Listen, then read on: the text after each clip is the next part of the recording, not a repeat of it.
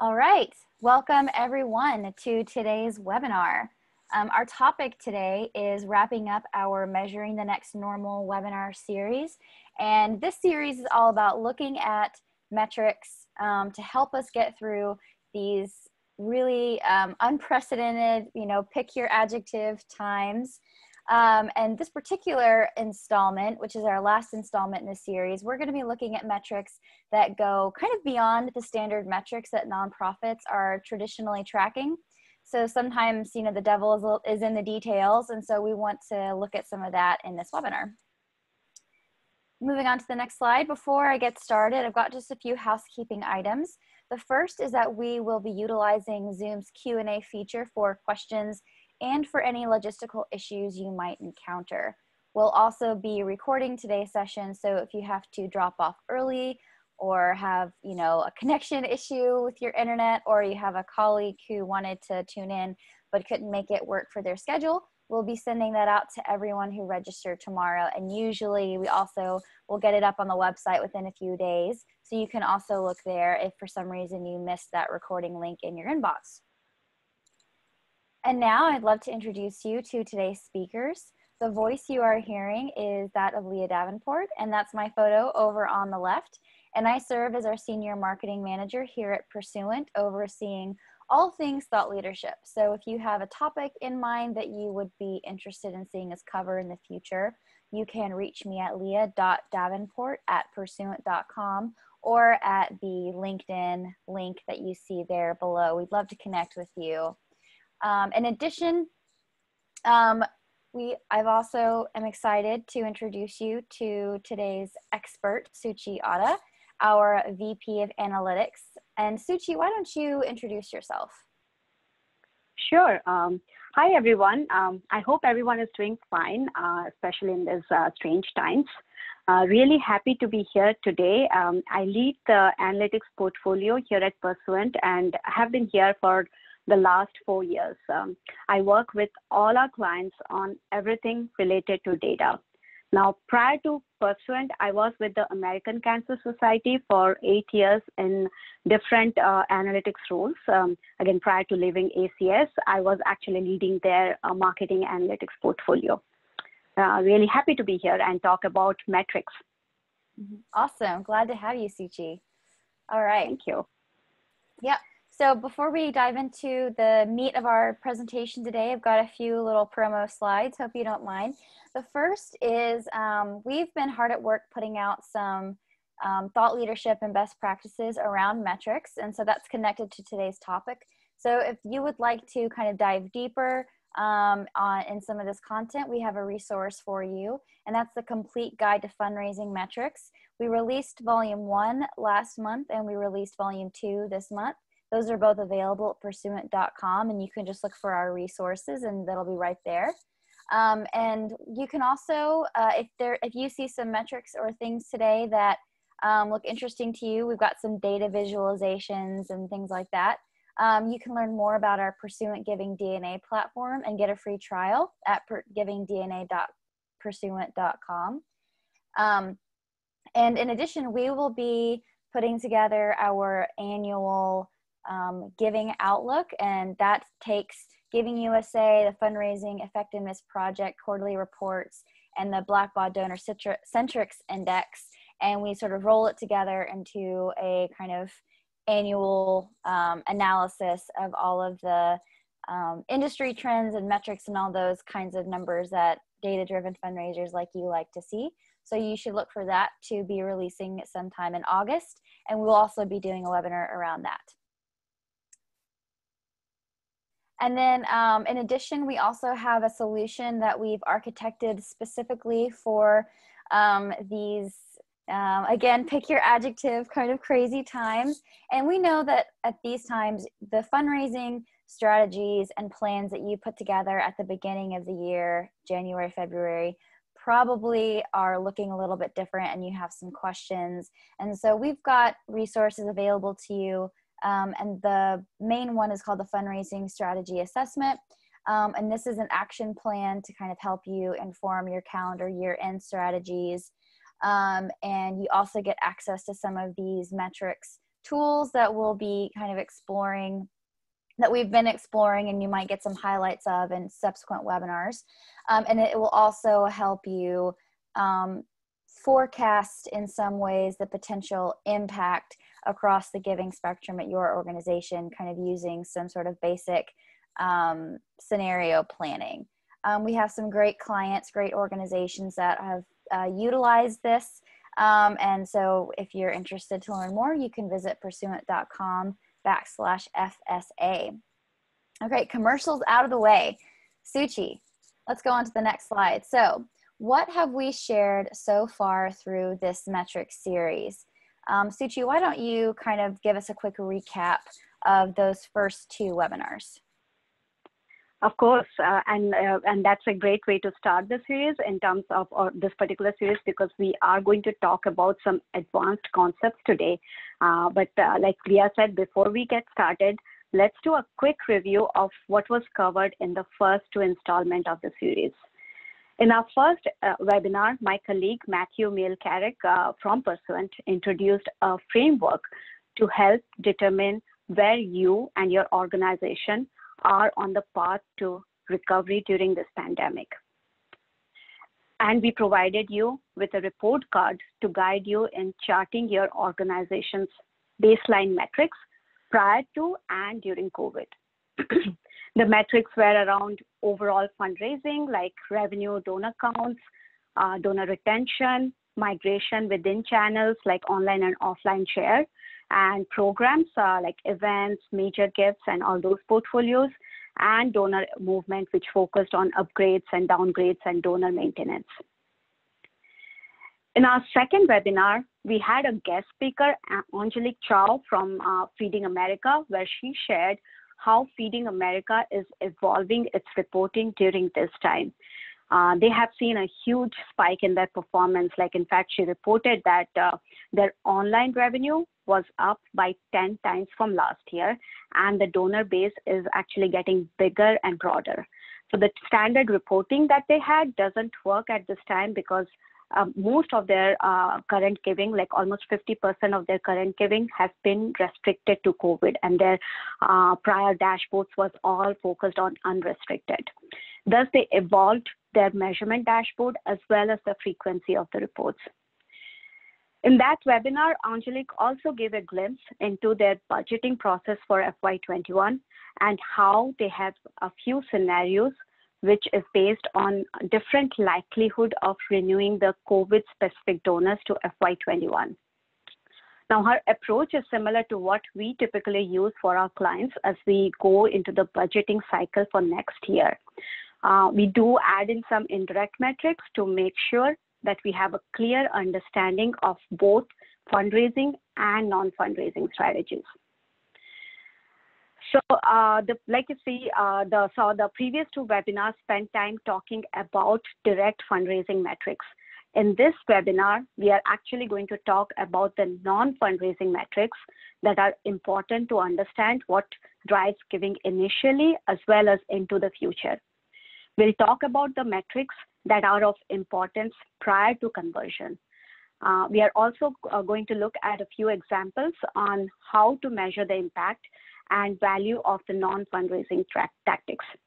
And finally, we'll talk about how to pull all this together and discuss an approach to forecast for upcoming years. So let's first start by a quick review of all the standard metrics that are typically measured. Most of the times, we look at quantity sent or emails delivered. We also report on number of gifts and response rate from that. And revenue, average gift size, and total cost are also pretty standard metrics that are reported on an ongoing basis. And finally, the gain-loss metrics like net revenue, return on investment, cost per dollar raised are also reported.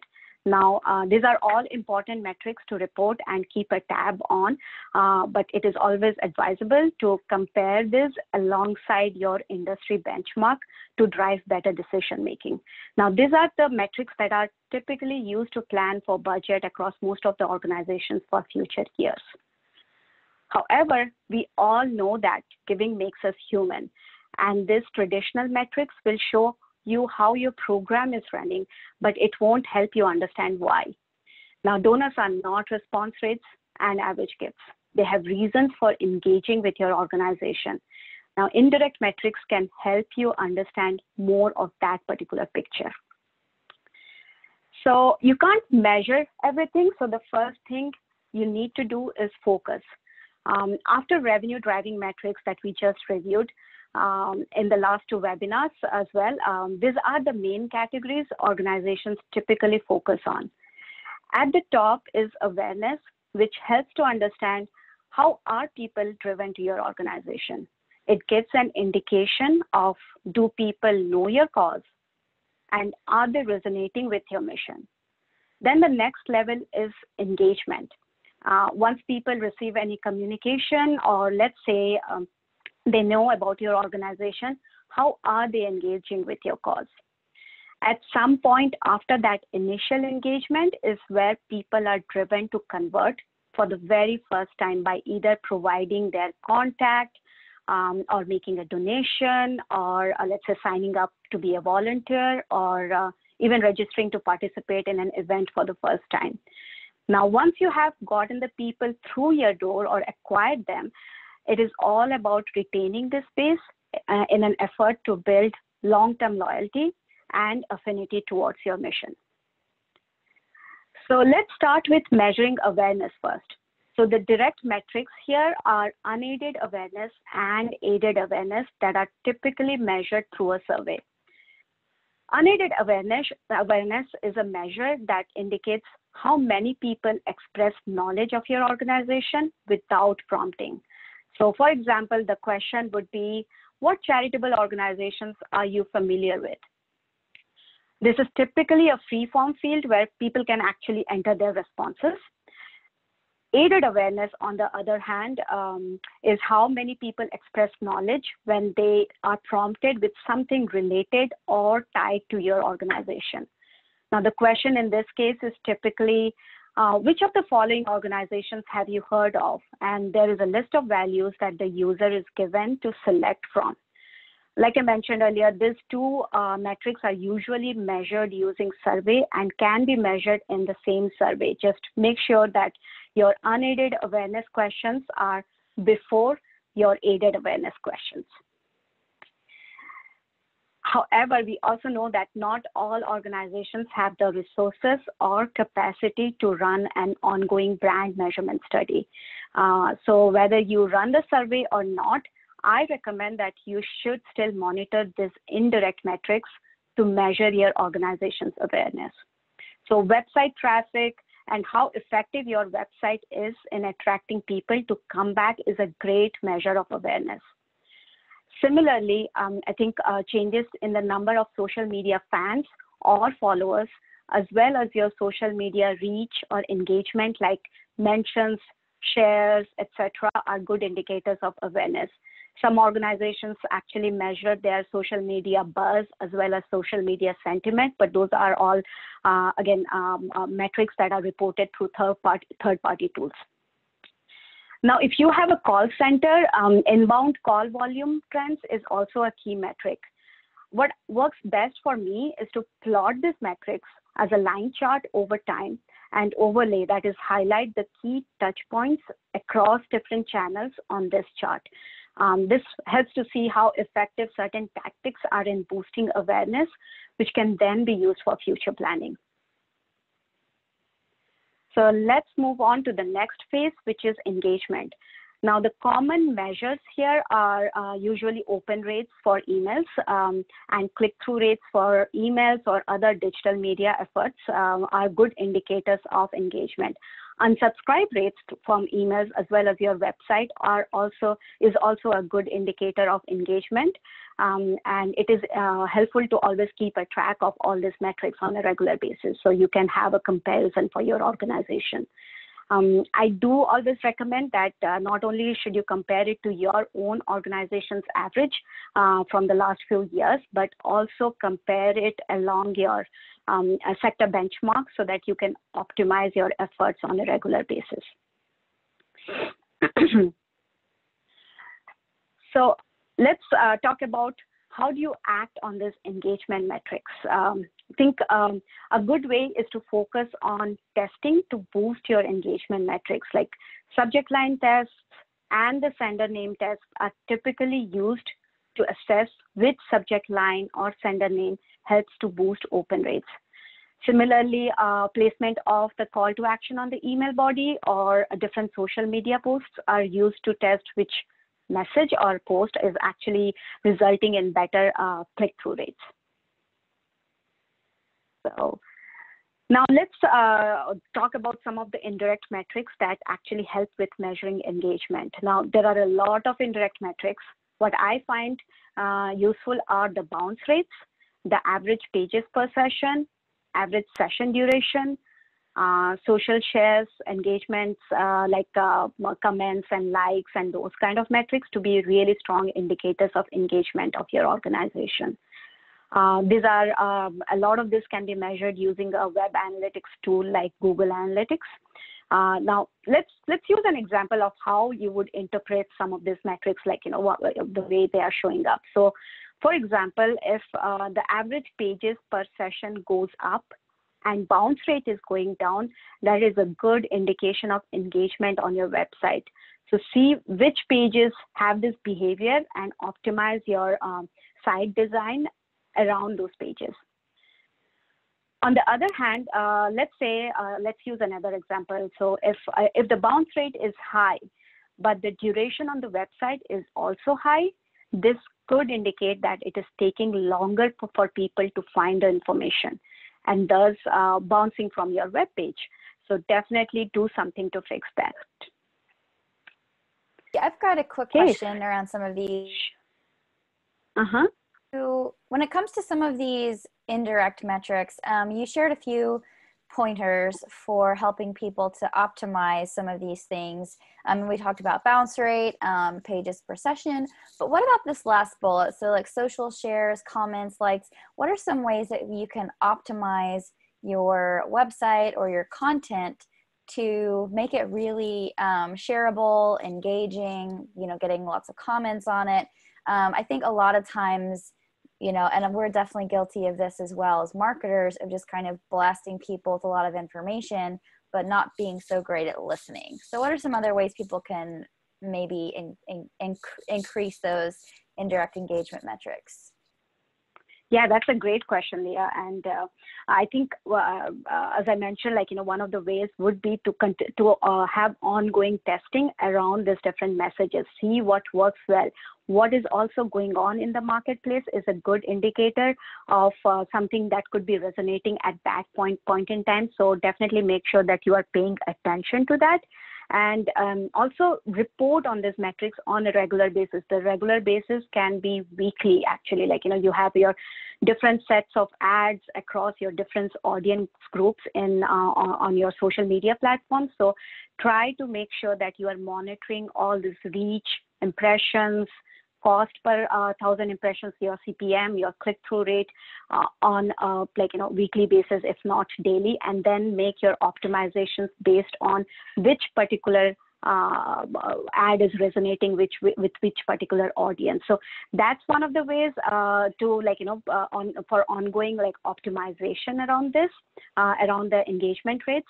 And also look at it holistically also, once you have wrapped up your campaign, try to see what is your overall aggregate metrics and keep a running a report around each of those metrics for your organization so that you can always come back and develop on your own benchmark. The challenge with social media measurement is that there's not a lot of benchmark reports available for our industry, and that's why I do recommend that you keep a report for your own organization because we don't necessarily always have those kind of benchmark reports outside.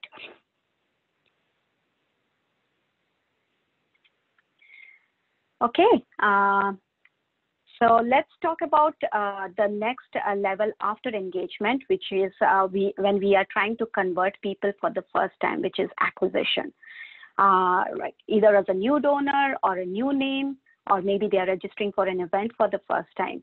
Now, we all know that the direct metrics here are the number of new donors And if you're collecting new names on your website or social media, this should be reported as part of your acquisition efforts as well. Now, in addition to those direct metrics, cost to acquire a new donor actually is very critical, and it measures the average investment to bring a new donor to the file. Now, it's a simple calculation of total cost divided by the total number of new donors or new names. It is also very helpful to monitor these metrics by channel to see which channel is driving the most number of new people while maintaining a competitive cost per acquisition as well. One point that I do recommend strongly about acquisition is never measure the effectiveness of your acquisition metrics by simply reporting on the direct metrics. That is not good enough for your planning for future. So how do we know that our acquisition tactics are really working, and what are some of those indirect metrics that we should be looking at for acquisition? Now, there is a lot here, but I wanted to give the different examples of metrics that you should look at. The primary ones that we focus here are the payback period, which really answers how long does it take for a new donor or a new name to become net positive to your organization. Now, this is a crucial metric that could help you in your planning process to see how much you should invest in acquisition and for how long. Now, a simple way to calculate this is to add the total cost to acquire and the total cost to retain these donors over the same time frame, let's say over 3 to 4 years. Now, sum up the giving from this group over the same time frame and try to see at what point is the total cumulative cost same as the total cumulative revenue. Now, you do need to do this at an individual level because each and every individual have a different time frame to become net positive for your organization. And then what you do is you average it out to come up with the average payback period. It is ideal to have around 3 to 4 years worth of history for this to work properly, I would say. And this is a complex metric, but it really helps us to make better planning for future. Another metric that we keep an eye on is the lifetime value of these donors. Now, people talk about this metric a lot, and honestly, there are several ways to calculate this, and one can get really fancy with the lifetime value calculation. I would say a simple approach would be to come up with the average lifetime revenue per donor, which is like, take your total revenue from all your donors and divide it by the total number of donors and use that as a proxy for your lifetime value. Now, if you do want to get rigorous in this approach, you can actually use a formula that we use for some of our reporting, which is take the average number of years for a donor to be on your file. That is the average lifespan of your donor file. Multiply that by the donation amount or the average gift size, and multiply that by the average gift, average number of gifts actually, sorry. So it is the lifespan, which is the average number of years, multiply that by the average gift size, and multiply that by the average number of gifts. So that's another way for you to calculate lifetime value for your file. Now, if you want to use some reference or benchmark on this, we did a benchmarking report last year where organizations from different sectors participated. We had organizations from arts and culture sector, hospitals, multi-affiliates. We had faith-based organizations as well as higher education organizations. And we found that the average lifetime value for all those organizations that participated in our report was around $1,080. So now for higher education organizations, that their average lifetime value was much higher than this particular average. And similarly for multi-affiliates, their value was much lower than this average of $1,080. Finally, the retention rate of these new names and donors is also a very important metric to have, and you should always look at and monitor these retention rates by channels for new names, new donors, and new participants. Some of the other metrics that we also analyze from time to time for our clients are the average time between first and second gifts. Is that going down through certain acquisition and stewardship tactics? And similarly, average time to first gift from the new names or volumes or volunteers. Okay. So let's move on to the next round, which is measuring retention, which is something that is pretty common, and I believe a lot of organizations do measure retention. The different retention rates are always very helpful to plan for future years. I recommend that you always monitor your donor retention rate, your new donor retention rate, and look at these metrics by different channels and programs. And do not forget the cost to retain a donor, because we all know that cost to retain is always lower than cost to acquire, but the ratio can be different for different organizations. And I think it is helpful to monitor that on an ongoing basis as well as you plan for your future budget. Hey, Suji, we had a quick question. Sure. We had a quick question come in around defining a channel. So we've got channel/program, and I think it might be a little bit helpful if you just give a quick, when we use that word channel, what are we talking about? Sure, great question. So when we use channel, we are actually talking about online and offline channels. So those are the two channels at a high level when it comes to retention. Whereas you can actually go, like if you have proper tracking setup, you can break down those online and offline channels to be, for offline, you can use direct mail and telemarketing as are your two offline mediums within those channels, if I have to put it that way. And then on the online side, you have your emails, social, other digital banner ads, your direct website, as well as another channel or another medium, I would say, on the online side. So those are the channels that I'm talking about here. Thank you. Thank you for the answer. And then we actually had another question come around. So is the information, and it had to do with the benchmarking report that I think we mentioned in the previous slide, or maybe one before that, the previous slide. Yeah, so in that report, that's the donor loyalty benchmarking report, correct?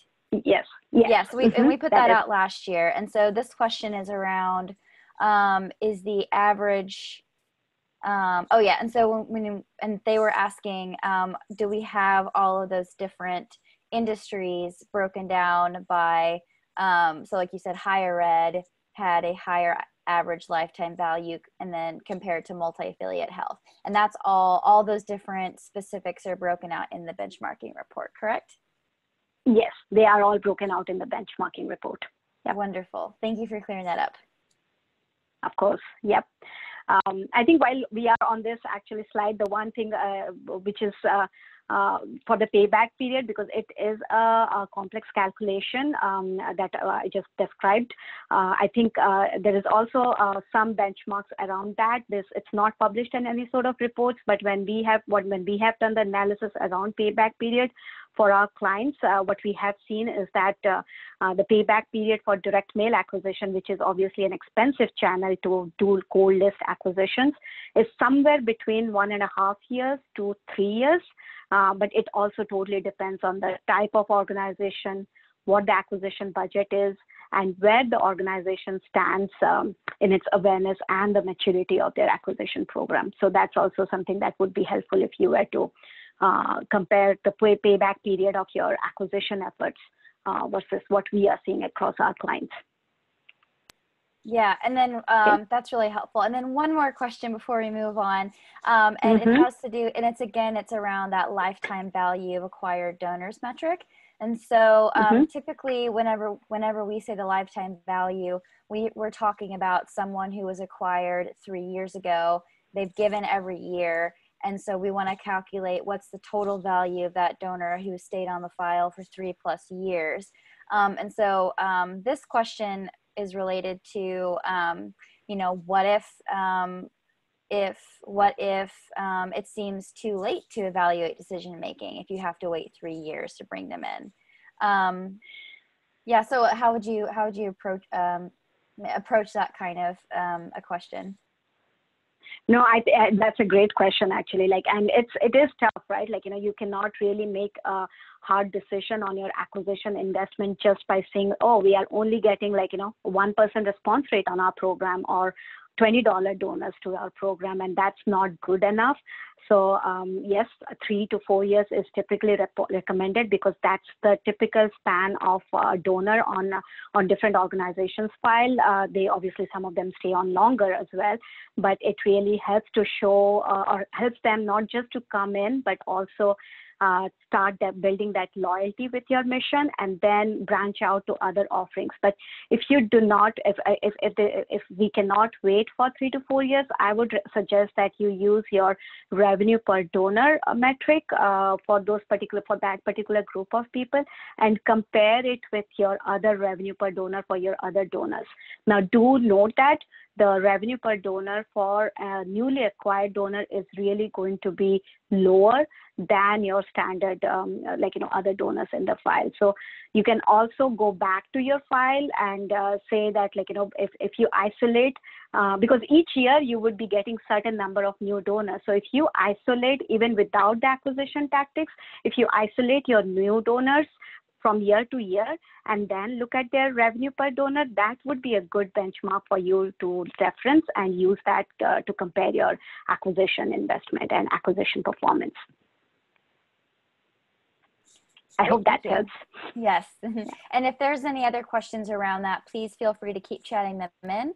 I think we can go ahead and move on to some of these next slides, and then we'll save some of these questions for the end. Okay, sounds great. Okay, so I think we finished retention, and right now let's talk about some of the direct metrics to measure loyalty.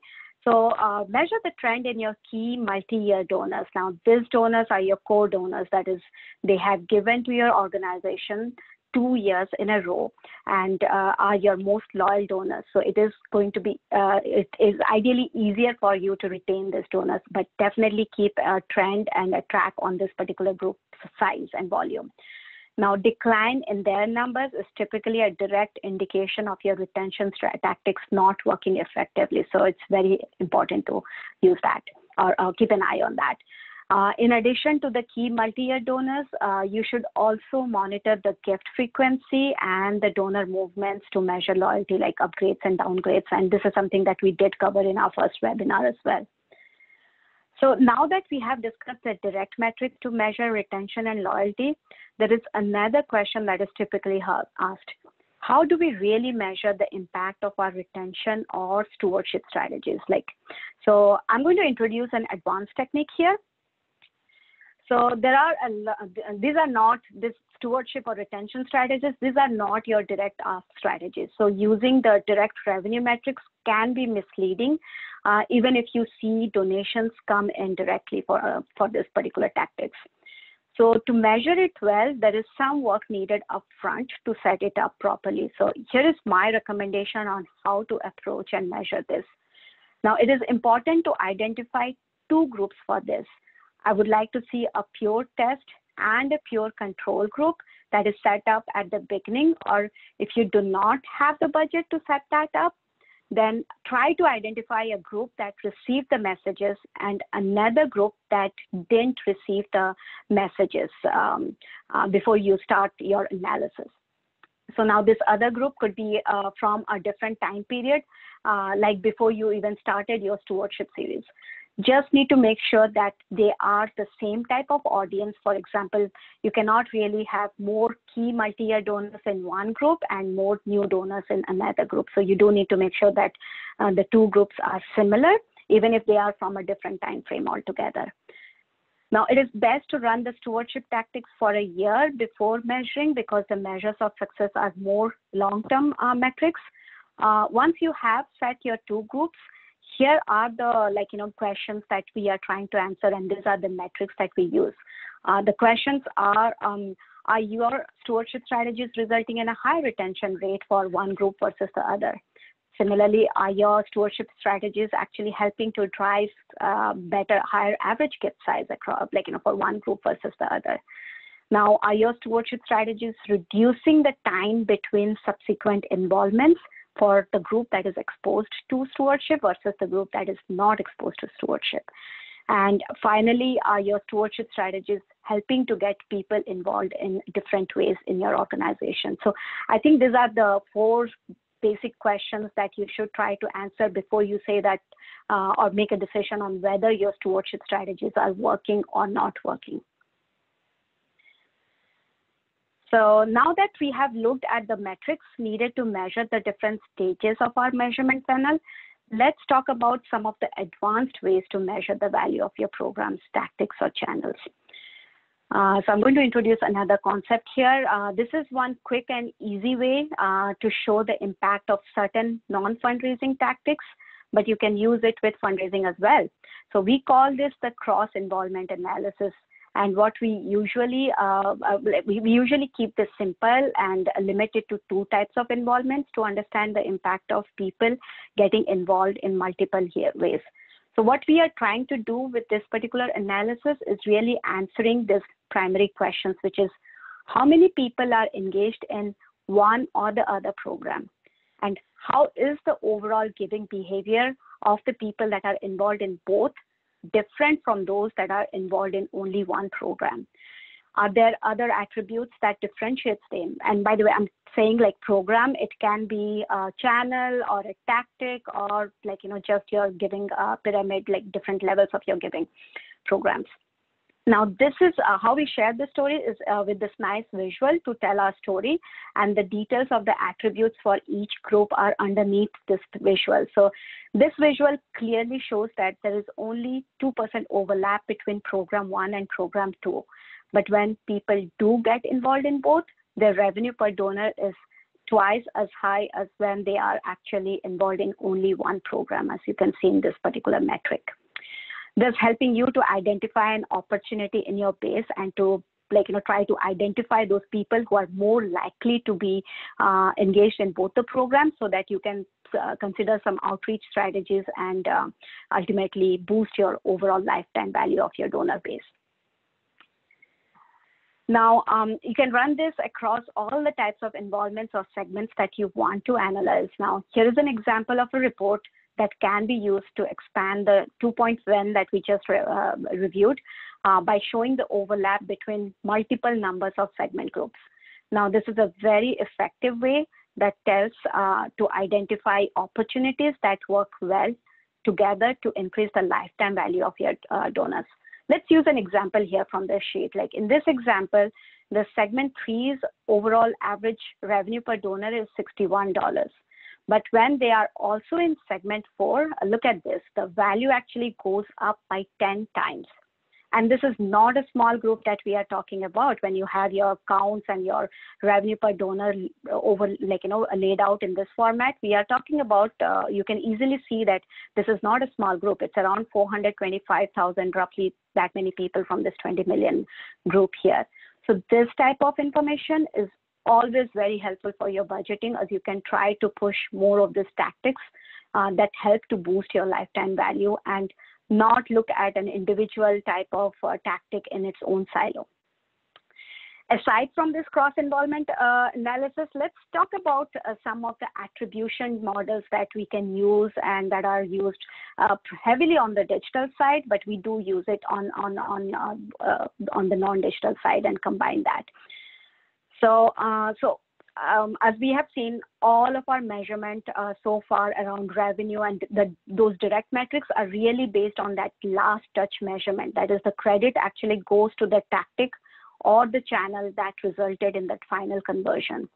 But we have all these advanced techniques like attribution models, which actually helps to measure the true impact of a particular channel. So now we'll not go through all the details here, but some of the common models that can be used are a linear model where each touch point actually shares equal credits before the conversion finally happens. Now, you may ask, where is this particular model valuable and when is this particular model valuable? So this model is really valuable when you want to measure your marketing strategies holistically. Now, there's another model which is called the time decay model, where the touch points closest to the conversion will receive the most credit. Now, this attribution model is effective for determining which channels regularly drive conversions and which are some of the primarily top of the funnel channels. Another example of an attribution model is a position-based model where the first and the last touch point get the most credits. And the rest of the touch points actually get a smaller share of the credits, but that is evenly distributed. Now, where is this particular model helpful? Like, this particular model actually helps you to say what are the channels or tactics that are best in acquiring your donors or acquiring your audience, and what are the best that what are the best tactics that are converting your audience. Now, everything in between that should actually get less attention according to this particular model. I have an example from one of our old clients where we did some of these attribution models, and it was all on the digital side. And we noticed that, I believe if I recall, like, it was a time decay model. And what we noticed is that the best path for conversion for that particular time frame, like end of year season, was paid search, followed by an email, followed by and people coming directly to your website after that. So that really helped us to optimize our strategies and our investment in those particular channels for that particular campaign quite a bit. So now that we have talked about all these advanced techniques as well as all these direct and indirect metrics, how do we bring this all together to help with our forecasting? Because we reviewed a lot of metrics here. So I think for FY21, what we are leveraging is an approach that is similar to what Angelique from Feeding America shared in our last webinar. So what we are doing is we start with what was our FY20 base forecast prior to COVID. Now we apply the gain in our donor count and revenue during COVID. And we have to also keep in mind that we need to actually add retention tactics for all these newly acquired donors and during this COVID time into FY21. So their volume is very helpful for us to build the budget for FY21. Once you have that, evaluate the impact of your non-fundraising tactics based on all the direct and indirect measurements that we discussed.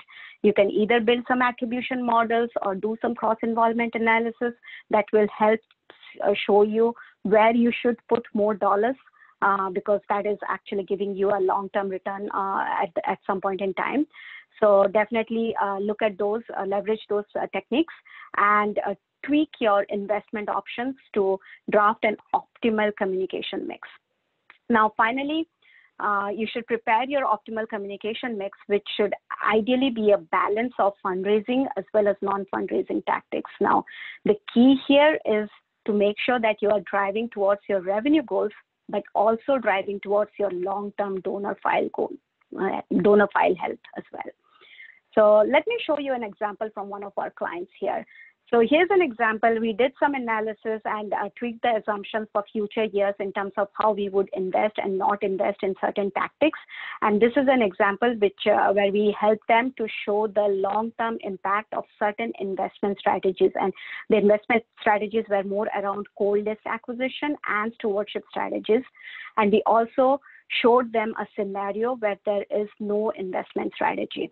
Now, this client's goal was to get to a certain count of donors within, like, I think it was more like 3 years. So what we showed them was where we started, like, when we started working with them and engaging all this different types of tactics, investment strategies, and where we are now, and finally where we will be in 3 years. So using a visual like this on top of the base numbers actually helped to see the improvement for donor file health while still continuing to stabilize the revenue. So we did prepare a similar chart for budget as well that showed, like, what happens with the budget over the course, or what has happened with the budget over the course of this 5 years for both the scenarios. Okay, so finally, I think, like, personally, that fundamentally measurement needs to serve as the basis for critical decision making that will move each of our organizations towards that long-term growth. Now, as fundraisers, we need to be able to understand the trend, the momentum, and the direction in which we are all headed. So as you plan for the future, remember that forecasting is not just about strict revenue metrics. Forecasting only on short-term return on investment or ROI could lead to a degradation of your donor file health in the long run. So focus on the engagement and retention strategies, and as they are valuable tactics that can be used to stabilize your file health and drive greater revenue gains in the long run. Finally, the investment now is in some of these tactics will result in a loyal base for your mission in the long run. Now, you may not always have the budget to do that, and some of the analysis and the approaches, the techniques that we shared today will actually should help you to plan around where you should put more gas in FY21 versus what should be a strategy that you want to either introduce later in FY21 or probably in FY22. So I hope that's going to help for your planning process there. Okay, that is all that I wanted to share, Leah. Any questions at this point in time that we can answer? Definitely, yes. And so we had sort of one question that came in around the indirect metrics around loyalty. Did we cover that earlier, or did we just kind of go over it quickly? So we did cover that earlier, and maybe I should not actually just go ahead. Let's try to see if I can jump to that slide quickly. We actually did have, these are the impacts, like the indirect metrics that we are talking about for both retention and loyalty strategies.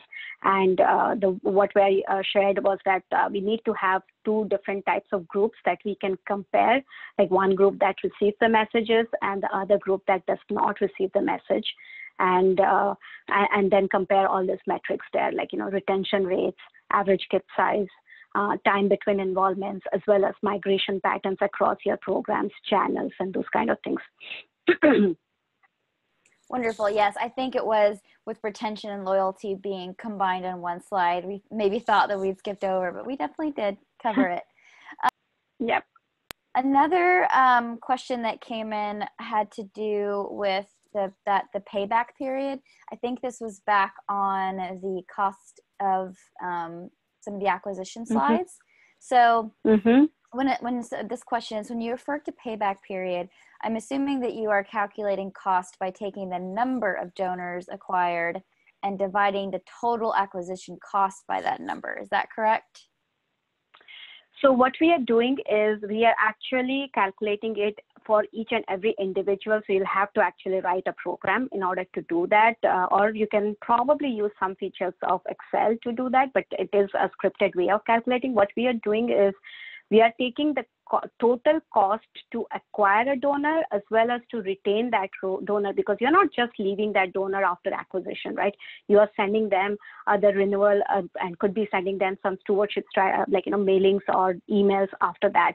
So you do need to take all that cost into consideration, which is the cost that it takes to acquire that person and the cost that it takes to retain that person in your file for, let's say, 1 year, 2 years. Like typically I did suggest 3 to 4 years on to take all that cost, sum it up again at the individual level, and then similarly on the other side, sum up the total revenue from each of those individuals over the same time frame, which includes your revenue that they, or the donation that they made when they first came into your file, and all the subsequent donations that they have made. And that's where you have to actually again have a time series sort of plot so that you can see at what point in time your cumulative cost actually is the same as your total cumulative revenue, and that is your average payback period for that particular individual.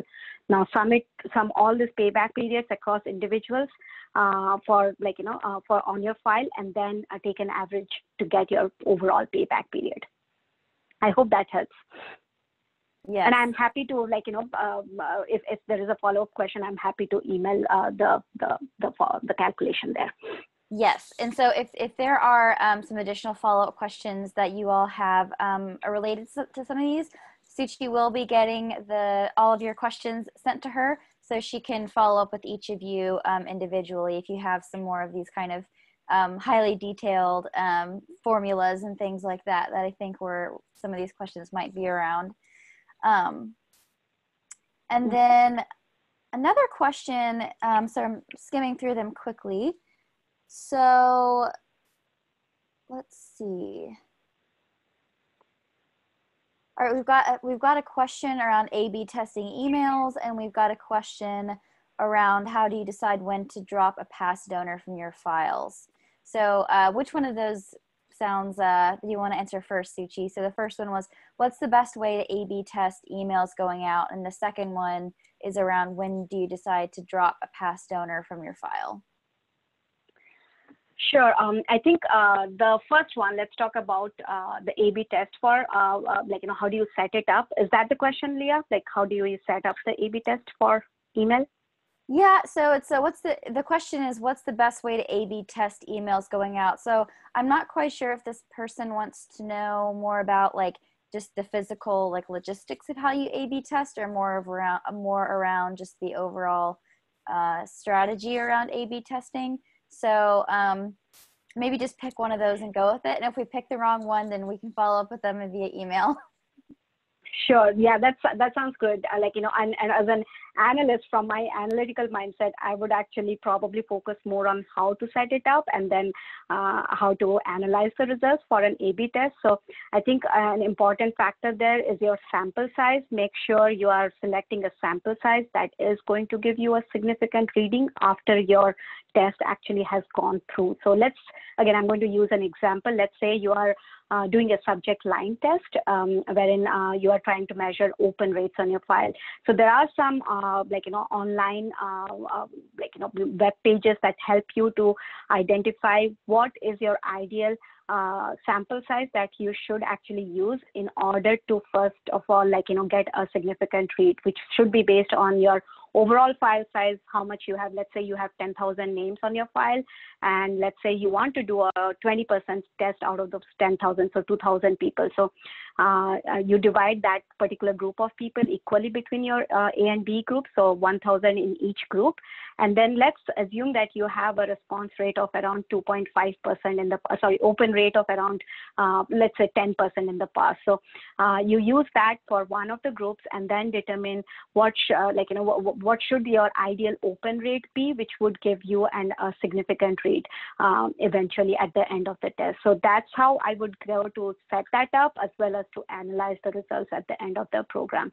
Now, a lot of those email platforms these days actually have inbuilt ways of setting up your audience, randomly selecting those audience, and then launching your A/B test, so that and also evaluating and doing it for you and giving you the results that, okay, whether this test worked or didn't work.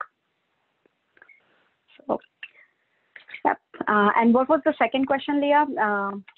So when do you drop the last donor or past donor from the file? So the first question is there ever a reason to get rid of a donor file? So one person was debating whether or not you ever should drop a donor from your file, and then one person was wondering when is the right time to drop someone from your file, if you should.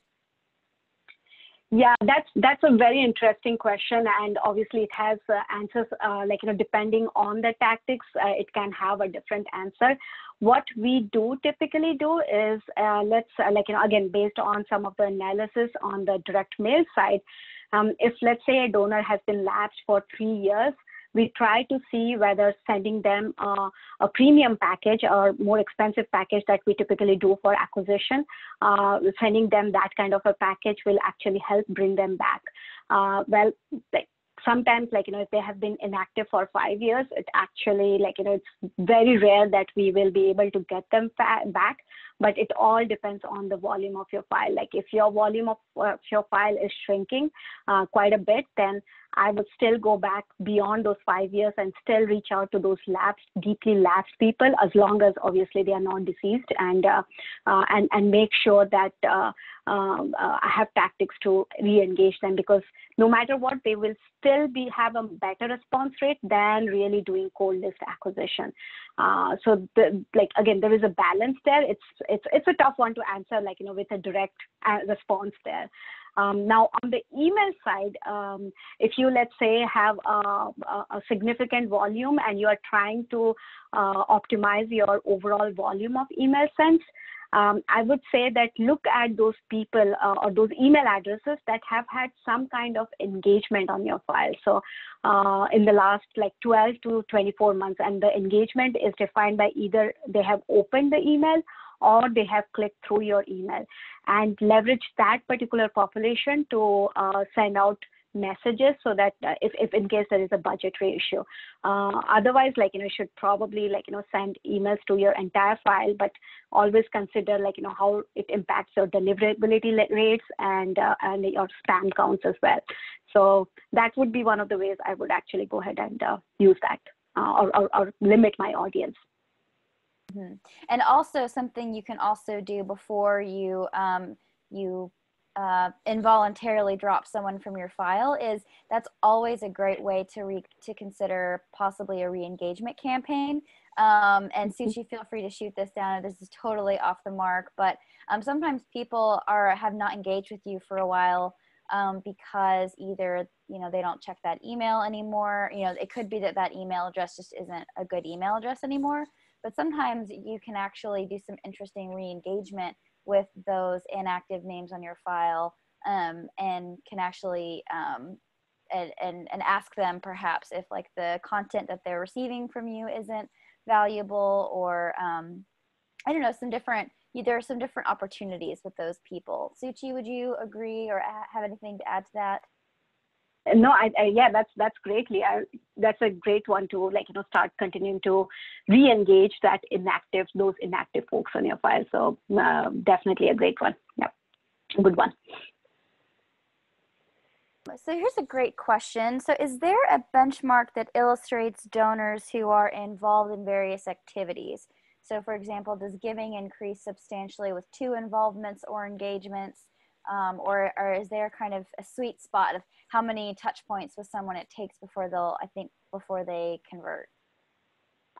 That's a great question. And again, one of those that's difficult to answer directly because it really varies from organizations to organization. Sometimes for some of the large organizations, we have seen that it takes like 2 to 3 engagements, 2 to 3 touches to make that conversion, but it could be longer for certain organizations and shorter for other organizations as well. But it's like, typically that 2 to 3 is sort of that magic combination for sure. Again, seasonality has a huge role to play as well, because if that's not where, like, end of year is a different time frame versus beginning of the year versus mid of the year, right? So seasonality also comes into play. So whenever you look at it, do look at it holistically. But yeah, we have seen like around 2 to 3 touch points result in an ultimate conversion. Thank you. Just skimming through to see any additional questions that we have. So we had a question, and this was again related to acquisition. So when we're calculating the cost of acquisition, this person had a question. It's the total cost of what? So it is the total cost of sending that,